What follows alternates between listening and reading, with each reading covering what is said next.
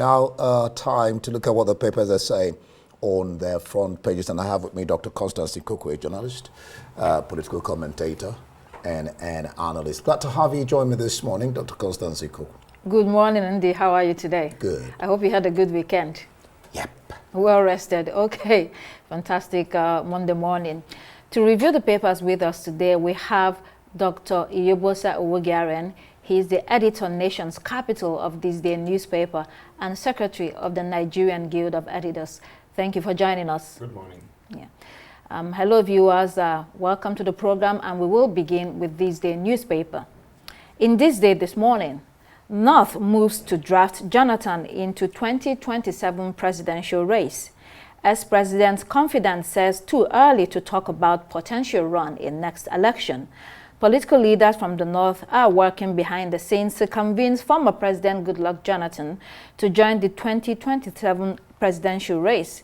The game plan became clearer following the hashtag End Bad Governance demonstrations, which showed serious disgruntlement by the voting population in the region with the Bola Tinubu administration. The plan is already in top gear. When contacted, the former president's confidants were hesitant to speak. At the weekend, the Bauchi Governor Mohammed Bala said he will not contest under the PDP presidential ticket if the former president decides to run again.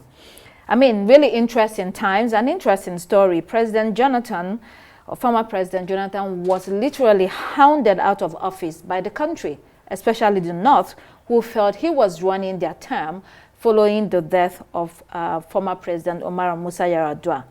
Now, the tables are turning. The venom against him and opposition was very high at that time, but today we're seeing something different. They seem to want him back. What's this about, do you think, Dr. Owogaren? Well, there's this proverb where I come from Benin, and that when a community is praising the departed king, you know that the reigning king is not doing very well. Interesting. Yeah, so in politics, it's normal for people to want to begin to, plot, believing that, oh, the person they assisted into office is not doing very well. And so politics is normal. But for us to understand it very well, like you said, this was the former president, Goodluck Jonathan, that was stampeded out of office by the North, like you said, because they believed that he was using their turn in office. Their turn in the office, and at the end of the day, the guy was ordered out of the office, and the show was so tense during the election that yes. There was going to be war in the country. Yes. And Jonathan noticed that, very gentleman, a very good Democrat. He noticed that, and he said, "Look, my blood is not. the blood of Nigeria is not worth his ambitions." And before the result could even be declared, the man, announced that he was surrendering he was, accepting the verdict of the election. Right. And at the end of the day, he was out of office. Now, a few years later, Jonathan has become, a darling of sorts. Yes, in the global community. It's been sent by the UN, AU, Commonwealth, to intervene in political crises in one country or the other. He monitors elections and give reports. So Jonathan has become a world figure, and so much so that people now are beginning to miss him in the office. At that time, they felt Jonathan was very weak, and they needed a very hard person, retired general. Was that the issue, though? The issue was that they felt he shouldn't have run after completing President Muhammad Yar'Adua's. That was not only the excuse. Sorry, it's not Muhammad Yar'Adua. Musa Yar'Adua's tenure. Well, that was not the only excuse. The excuse was that he couldn't fix the crisis, the Boko Haram crisis across the country, the terrorism across the country, and that they believe he was too weak, and they needed a retired general to be able to. But whatever he was doing as regards that crisis, they even were fighting against him because they felt he was decimating the North deliberately, and it wasn't of his own making. Indeed, let's bring you in here before we finish the conversation. I don't know about hounding and stampeding. Exactly. I know that he lost the election, and then he caved in. And then this talk of generalizing that the North, I am aware that is his former minister, Bala Mohammed, who is the governor of the of Bauchi State, who is saying that. What they're thinking is that he says that if Jonathan agrees to come on board to run again, he will not run under the PDP. You know, that's what he is saying. But then the people on the other side of Jonathan says, I mean, early days, this is just 1 year, some months into the present government, so it's early days to start talking about what's going to happen in 2027. But then the talk is that not only they're angry about certain things, according to the report. One, moving of Central Bank to Department of Central Bank to Lagos. Another one is aviation also to Lagos. They're angry with that. And that they're angry too with events happening in the north where they think that with this present government, the north is not standing on a good footing. They're finding it so hard. And that's why the elite, that's what the elite particularly want Jonathan to come back. But don't forget that the wife said, we've been out of government and I'm glad I'm out of there and I don't want to go back there. And you know, the other observation is that Mr. Bala Mohammed talks about Jonathan coming back to office. If it's, you know, and then if he's not running, he will run. No one is talking about the Southeast, which is a huge voting bloc within the People's Democratic Party. It's like that region does not exist. They're just glossing over it, Dr. Wogiaren. Well, I think there's no possibility that Jonathan will contest under PDP, because as I speak to you, Jonathan is apolitical. He's no longer involved in the politics of the PDP or APC. And the man is just playing the role of a statesman. Humanitarian and yes, international. Yeah. It's obvious that you know, there's this rotational presence between the north and the south. And they believe the whole idea is that once Bola Ahmed Tinubu is done with his tenure, the power will go back to the north again. So, and nobody's even, like I said, nobody's even considering the South-East, you know, that have not been in power for so many years. And that is a zone that the people in government continue to marginalize. And if you look at during the former President Muhammadu Buhari regime, that zone was marginalized. They were cut off from the government. Under this government, people thought that they were going to witness some changes, but it's like even this government is even worse. A whole zone has been completely cut off from this government. They are not part of this government. And that's why I keep on saying that the current president is no longer the president of the Southwest or not. He's the president of Nigeria, and he must do everything possible, you know, to carry everybody along. Let everybody feel a sense of belonging. And that is the only way you can douse the political tensions we have in the country today. Because majorly, the problem we have in this country has to do with the equitable distributions of our commonwealth, of political offices.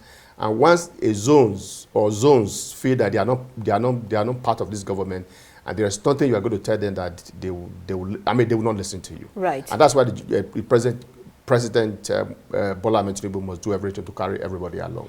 Right. A lot of tension in the country and a lot of work. It needs a nationalist, you know, someone who is nationally inclined in order to douse all the tensions. Let's move on to Punch newspaper. In Punch, food crisis may worsen as flood hit 10 states. Floods are ravaging farmlands in the northern part of the country. Agricultural experts and big-time players in the industry are sounding the alarm. 10 states are most affected: Kaduna, Kano, Jigawa, Nasarawa, Taraba, Bauchi, Zamfara, Yobe, Sokoto, and Kebbi. The government has been asked to declare a state of emergency because of the continuous rainfall. It's ironic that rainfall is required to prevent drought, yet when it rains consistently or non-stop, it presents another problem in this climate.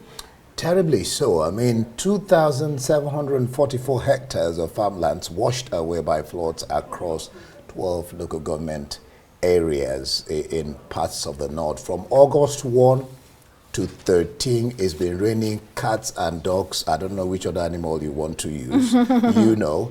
And about 21, donkeys. I don't know. It's or raining horses. donkeys, yes. 21 persons dead, you know, and the farmers say they've lost about 1 billion farm produce and crops to flood. Now you have, it's now like a triple whammy. You have flood, you have drought. And of course, we talked about insecurity here in the north, yes, that was causing the food shortages. Now you have flood coming in. I don't know what it will entail, because what they're crying out now is to declare a state of emergency. If that is done, I don't understand what that will entail, how that will help. Well, that is the problem we see here. And you know, this happens every year. We have our seasons and our cycles. So the government should be on knows already what happens. You have the dry season and the rainy season. So this is a lack of emergency preparedness. There's also the issue of being able to manage rivers in order to hold the water. So it's just failures on all levels. Let's move on to Vanguard newspaper. Harsh economy, drop in passenger traffic unsettles domestic airlines. FAN, NCAA, data raise concerns, operators lament. Economy says it's killing the desire for air travel. I mean, following the current economic crisis, domestic airlines are struggling with a sharp drop in passenger traffic, and this has affected them. I mean, it's a given that following the steady rise of fares in the country since last year, or even before that, but last year it became dramatic. This will significantly impact the industry and connectivity in the country. This was coming. This was expected, Dr. Wogaren. Well, I read the report. I think the report was just comparing 2022 and 2023.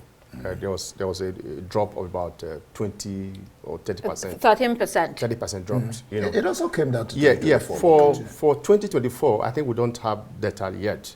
But it's the industry stakeholders will tell you that it is affecting them. Well, we've had interviews with them. Yeah. Yes, of course, it might affect them. But one will also believe that there was a report I also read some time ago that because of insecurity, you know, on our road, and that there's a huge increase in by people who traveled by air. So but there's also a decline because of the cost of airfares. Yes, no, I'm just trying to compare the two reports. So the report we are looking at today is the Vanguard report.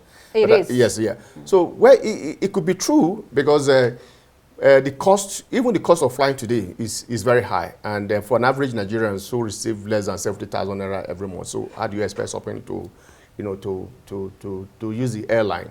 I give you an example. For you to go from Abuja to Benin, a journey of about 30 minutes now, you need almost about 220,000 naira one way. It's ridiculous. So for you to fly to Benin to and fro, I'm actually looking at about 500,000 naira. So where will you get the money?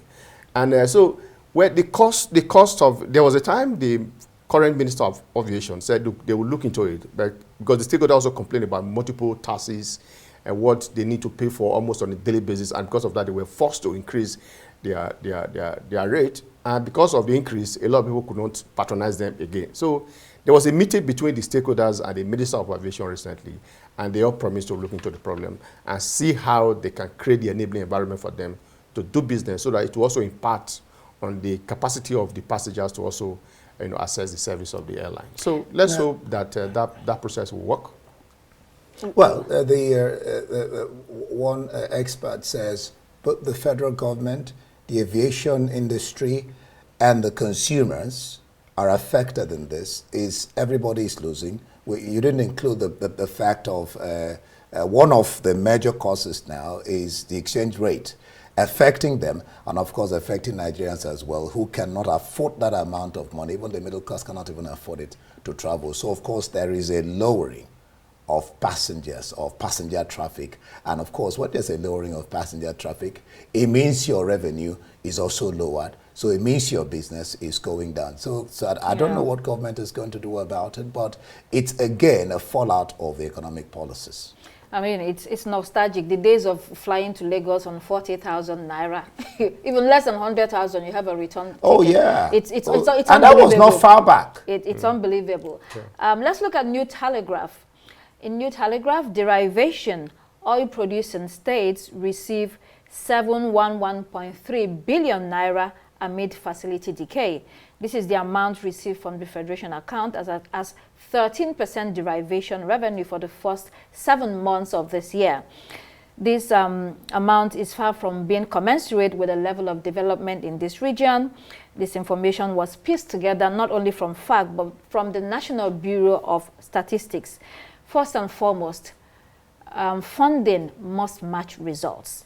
If it's not, then what are you doing in public taxes and public revenue? I think that's the biggest question here, Dr. Wogaren. I agree with you. There have been several reports, you know, about how the revenue that the oil community generates or that is accrued to them, how that kind of fund is used. And so the biggest challenge is corruption. And the government collect the money on their behalf with the hope that that huge amount of money will be used for community development, but we don't get to see that. And with PIA, where the act also said that a certain amount of money must also be given to a community, and the community were encouraged to form a development association so that when the money comes, they determine how to use that kind of fund. But in spite of the act, in spite of the enabling law that has been put in place to ensure that the money that they get is used for their purpose, is used to develop, is used to better the well-being of the community, who also feel the impact of the oil explorations in those communities, the money is not being used. And unfortunately, there are no, system, of tracking how that kind of money is used. So the government, most in the Southwest, collect the money, and at the end of the day, you don't get to see what they do with the money. But in some states, for example, Delta and other, they have what they call something Desopec. Right. Desopec. They have that. They also have that in Benin, in Edo State. I know that's some, South, Bayelsa, and Rivers. But if you match the kind of money they collect with what they have done with the money, there's a huge gap. I think we should find a way to begin to track how such fund is utilized, and at the end of the day, encourage the agencies that is responsible with the management of the fund to be transparent and also be accountable to the people. And even when you travel from state to state, there's little difference between states that receive huger, more money than those that don't. If you go for the North, for instance, some states receive larger amounts because of population, because revenue is based on population, and then there's this 13% derivation. You go to Delta State, for instance, you don't see much different from other regions. So what is the money being used for? The end bad governance protest was focused on the federal government. Maybe this is where we may have to or Nigerians may have to begin to cry more for decentralization, for true federalism. Because when people begin to learn that their state governments have to be held accountable, the governors, then maybe things will begin to change. Maybe then you want to carry out a protest, you focus on your governor or on your state, on your commissioners, and then the local government, that they begin to sit up. Otherwise, I don't know how this is, or find another way to track it. It's really a question of not offering service to the people, and the people not enjoying the dividends of democracy. Money is being frittered away, money is being used anyhow, no accountability. Just like the question of a security vote, nobody knows what it is being used for. Why are you running for office? That's a big question. Why are you running for office? Yeah. And when you get there, what do you intend to do? I think, like you mentioned, people have to be aware that these monies are in for them and for their interests and for delivery of services. So there has to be a way to hold people more accountable. Except a few states. I mean, the last time I traveled to Akwa Ibom, you could see some movement there. They've managed to have a blueprint, and successive governments have followed and Akwa Ibom have is continued. Eno, right? Sorry. Eno, that's the governor. Yes, that's the governor today. But they had a blueprint from previous governors, and they've managed to follow it. So you would see the infrastructural development. I don't know about the quality of life in terms of people, but you would see that some money, 13% derivation, they receive a huge, is going into infrastructural development. Other than that, so many other regions that receive it, we don't know. Well, let's move to the international headlines. In Business Day from South Africa, newly elected mayor lays out plan for Joburg renewal drive. Dada Morero, the new mayor, says his administration will engage CEOs of banking institutions and property development companies in a move aimed at turning around the fortunes of SA's largest metro and financial hub. He's talking about role on issues of property, business, position in Joburg as an economic hub. He says, and I quote, "We must make sure we protect the success of the city." I mean, the other day, the former mayor was compelled to resign. So we have a new sheriff in town. He's not wasting time at all. He's hit the ground running. There's no vacuum, and he seems to understand what the people need from him. And otherwise, he will be shown the door as well, Dr. Wogerin. Well, expectedly, that is what is elected to do. The fact that his predecessor was resigned was because he couldn't live up to the expectations of the people. Now that you have a new mayor, so it is expected that he will learn from the mistake of his predecessor and begin to look at the requests, what are the interests of the people, in that area, and how he can also, improve on what his predecessor did. Otherwise, the same thing that happened to his predecessor may also happen to him. So we must learn a lesson. We must begin to, because government, like we all know, is about the people. Right. It's not about your personal interest. People recruited you to offer service to them. And once you are elected, you must live up to that expectations. Otherwise, you have no business in government. And his predecessor, Kabelo Gwamanda, was a young man. A lot of expectations from him, but he was mainly accused of presiding over a deteriorating city, and they would not have it. It points to, again, leadership. The people desire better leadership. They realize that, and they are forcing their leaders to do that today. Yeah, interesting though is that he found he couldn't handle the heat and he resigned. Yes. Honorably. I can't go on. So the present minister, Dada Moreno, should look at the banana peels and then move on from there. For one, it should be a simple, straightforward thing. What do the people want? What can you offer? How can you elevate the life of the people? I think it's a straightforward thing from the heart. If your heart, your intention for gunning for office is to serve the people, even discuss with them, hold, what do they call it? Town hall meetings, engagements. Yeah, engagements. Yes. Find out what the people really need. Like Yobo says, it's not about you. It's about the people.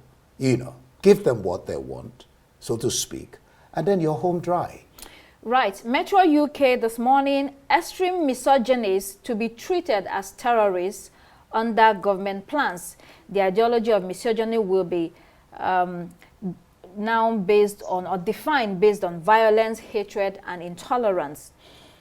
Home Secretary Yvette Cooper says hateful incitement of all kinds fractures the society and frays the communities. Under this new plan, teachers will be legally required to refer students who are showing signs of extreme misogyny to the National Counterterrorism Program, and the local authority and police will assess them to find whether they require de-radicalization. Well, Yvette Cooper is saying that there is no place for this kind of views in society, and she does have a point, Dr. Wogerin. Briefly, we have about a minute. 2 minutes. I totally agree with you. In that part of what the Labour Party also campaigned for when they were before the election, and they promised some of these things, some of this reform. But in UK, young women always have that kind of. In fact, they rule the UK. They believe that women need to be treated very well. There's a high level of violence against women. It's been happening for some years. In fact, we did a story the other day that showed a lot of women dying in the hands of men. I read a story this morning on that. A lady was strangled. Yes, I agree. So I mean, there should be a deliberate effort, to tackle that issues. I'm sure that is the purpose of this of these policies. It's a good thing. It's not just in UK. It's so many parts of the country. Even in Nigeria here, we have similar things. One thing that is good to hear is that there is effort. There's a deliberate effort to solve the problem, unlike the case we have in Nigeria here, when there are so much violence against women, and people don't get punished for such criminal acts. But it's good to hear that the UK is putting policies in place, to address that problem. Remember what happened on the floor of the Senate? Senator Natasha Akpoti. Yes. There's Natasha Akpoti. There's one of Melai and the current First Lady, Oluremi Tinubu. Yes. That was a mental violence. So hatred against women, prejudice, not acceptable. So they're saying now they want to tinker with the law to stop extreme, what they call extreme far right and Islamist tendency, which go on online. Thank you so much, Dr. Constance Ikuku and Iyobasa Uwogiran, for being here this morning. That will be it on the paper review this morning on Daybreak. Don't forget, there's more on our website at Arise.tv. Up next is the morning show, and it's a full day ahead. Every moment indeed does matter here on Arise News. I am Ndi Amogo, thanking you for watching.